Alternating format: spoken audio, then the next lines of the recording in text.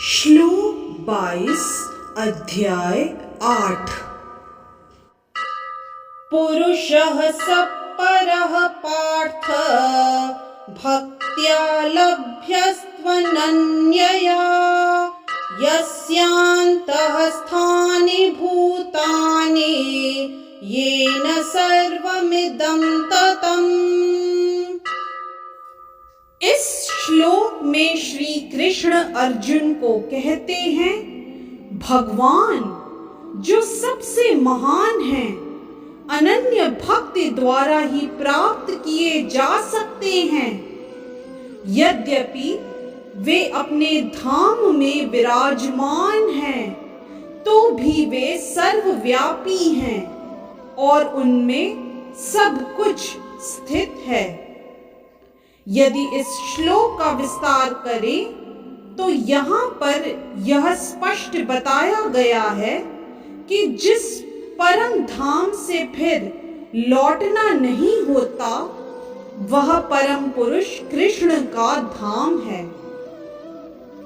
ब्रह्म संहिता में इस परम धाम को आनंद चिन्मय रस कहा गया है, जो ऐसा स्थान है जहाँ सभी वस्तुएं परम आनंद से पूर्ण है।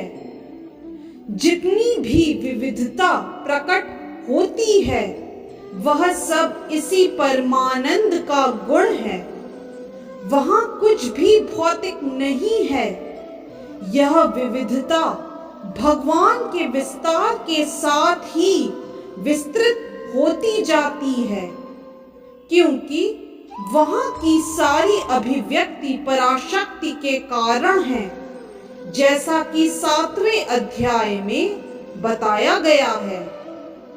जहाँ तक इस भौतिक जगत का प्रश्न है, यद्यपि भगवान अपने धाम में ही सदैव रहते हैं, तो भी वे अपनी भौतिक शक्ति अर्थात माया द्वारा सर्वव्याप्त हैं।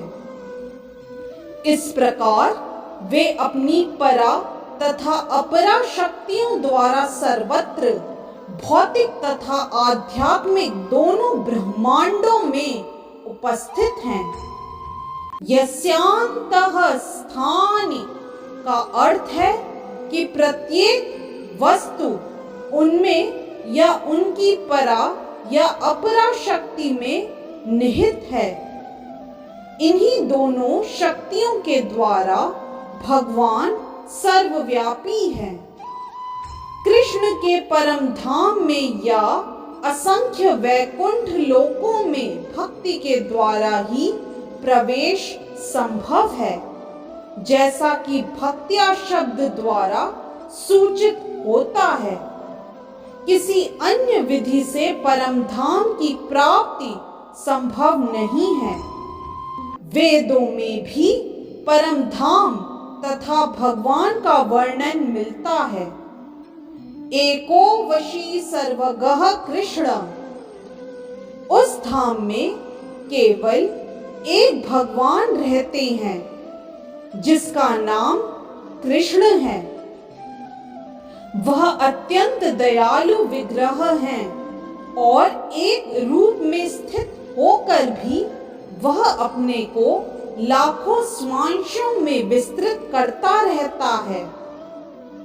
वेदों में भगवान की उपमा उस शांत वृक्ष से दी गई है, जिसमें नाना प्रकार के फूल तथा फल लगे हैं और जिसकी पत्तियां निरंतर बदलती रहती हैं।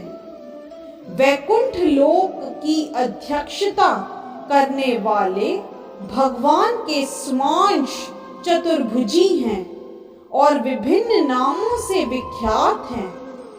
पुरुषोत्तम, त्रिविक्रम, केशव, माधव, अनिरुद्ध, ऋषिकेश, संकर्षण, प्रद्युम्न, श्रीधर, दामोदर, जनार्दन, नारायण, वामन, पद्मनाभ आदि।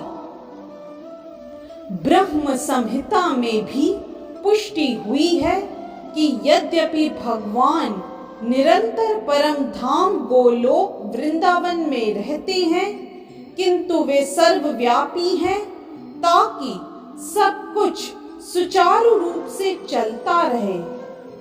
गोलोक एव निवसत्यखिलात्म भूतः। वेदों में कहा गया है, परास्य शक्तिर विविधैव श्रूयते स्वाभाविकी ज्ञान बल क्रिया च। उनकी शक्तियां इतनी व्यापक हैं कि परमेश्वर के दूरस्थ होते हुए भी दृश्य जगत में बिना किसी त्रुटि के सब कुछ सुचारू रूप से संचलित करती रहती है। इस तरह से श्लोक 22 अध्याय 8 की व्याख्या यही संपन्न होती है। जय श्री कृष्ण।